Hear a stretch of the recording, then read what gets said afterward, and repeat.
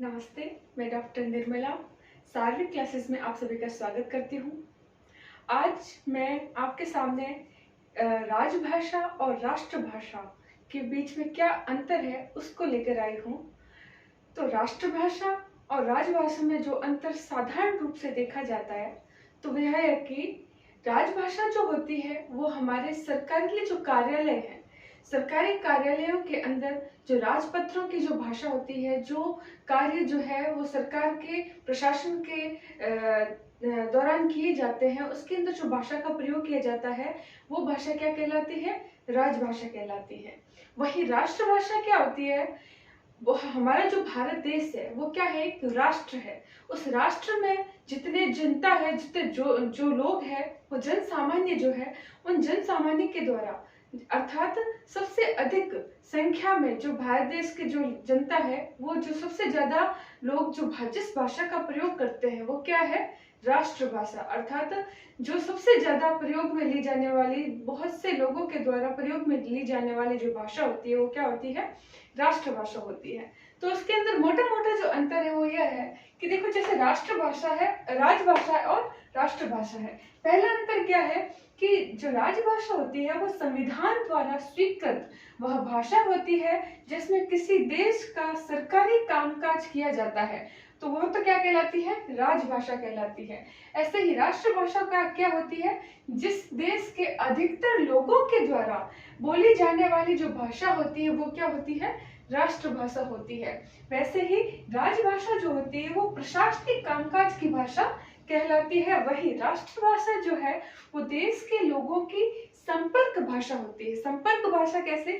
जैसे हमारा भारत देश है, भारत देश अलग अलग राज्यों में बटा हुआ है और उस राज्यों के अंदर अलग अलग बोलियां हैं, तो वह जो विभिन्न प्रकार की जो बोलियां हैं, वो बोलियां होते हुए भी एक दूसरे से जो राज्य जुड़ा हुआ है वो किस भाषा से जुड़ा हुआ है? हिंदी। इसलिए हम जो कहते हैं कि हिंदी जो है वो हमारी राष्ट्रभाषा है, तो यह संविधान में कहीं लिखा नहीं गया है, यह स्वीकृत किया गया है, यह दर्जा मिला हुआ है कि हिंदी जो है वह सर्वाधिक लोगों के द्वारा, भारतीय जनता जो है उस भारतीय जनता के द्वारा सर्वाधिक अपने जो भाव है वह प्रेषित संप्रेषित किए जाते हैं। किस भाषा में?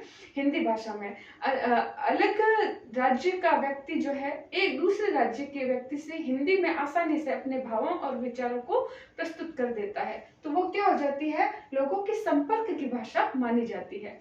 वहीं हम देखते हैं कि अगर संविधान के द्वारा मानी गई जो भाषा हिंदी है उसको हम राजभाषा इसलिए कहते हैं कि वह प्रशासनिक कार्यों में, अदालतों में, सरकारी जो कार्यालय होते हैं उनके अंदर जो भाषा प्रयोग में ली जाती है वो क्या है? राजभाषा है।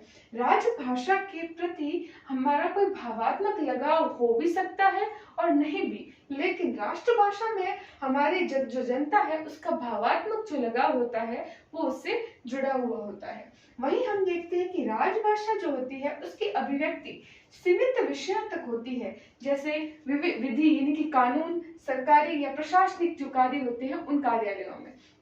वही राष्ट्रभाषा जो है वो राष्ट्रभाषा का संबंध किससे होता है? जीवन के प्रत्येक पक्ष से जुड़ा होता है।